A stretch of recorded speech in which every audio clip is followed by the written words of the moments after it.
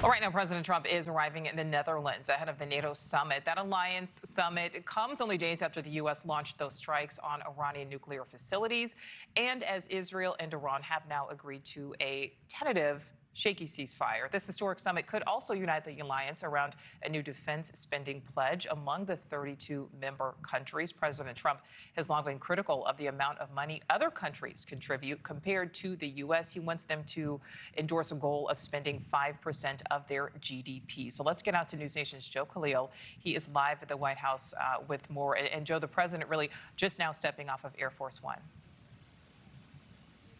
Yeah, and this is going to be a really eventful NATO summit. You see President Trump there just having gotten off Air Force One and being greeted there. If we can get any sound or if he says anything that's captured on camera, obviously we're going to bring it to you. It looks like he may just be getting in the car and then heading over to the summit. So we'll see what President Trump does there.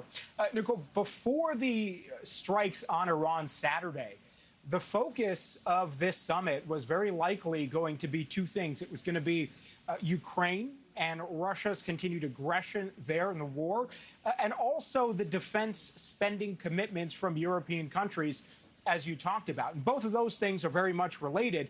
President Trump, for quite some time, has been saying that he feels the European countries within NATO should be paying more into NATO. Now, it doesn't work as though maybe those at home, if they're not familiar, it's not like a big pool of money. The way that NATO spending goes is actually every country commits to spending a certain amount of GDP on their own defense. And right now, what we have is a commitment from NATO that all nations, except for Spain, which is the only one that has not agreed, is going to spend 5% of their own GDP on defense. So that is a major sort of win already for President Trump and for the NATO Secretary General, Mark Rutte, who had been pushing this idea as well. You add the fact that now we've got this complicated situation in the Middle East, and that's going to be another layer to what is discussed, we assume, at this NATO summit. Because remember, the NATO founding charter says that an attack on one nation is an attack on all. So if there were to have been any kind of serious retaliation against Iran, I guess beyond what we saw yesterday, which President Trump has largely dismissed as symbolic and, as sort of just a gesture from Iran, then there would have to be sort of collective defense, at least per the treaty that all the countries signed on to. So any attack on the United States, certainly all of the others would have an invested interest in defending. Now, it was interesting today, President Trump posted something that I thought was pretty extraordinary. The Secretary General of NATO, Mark Rutte, sent President Trump a message today on his way to the summit. And President Trump then made that message public. And if we have it here, I'm not sure we can see it, but he essentially thanked President Trump for the strike on Iran. And the Secretary General of NATO said all of our European allies are now safer for the United States having struck the three maybe most notorious nuclear sites in Iran. This is the message here, President Trump posting it to Truth Social.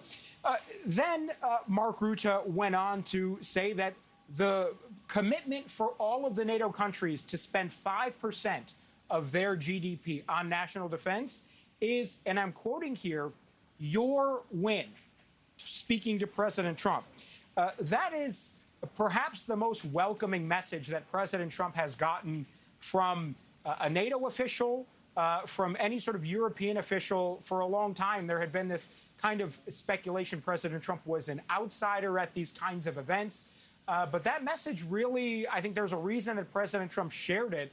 We asked the White House for a little bit more background on perhaps why that was shared.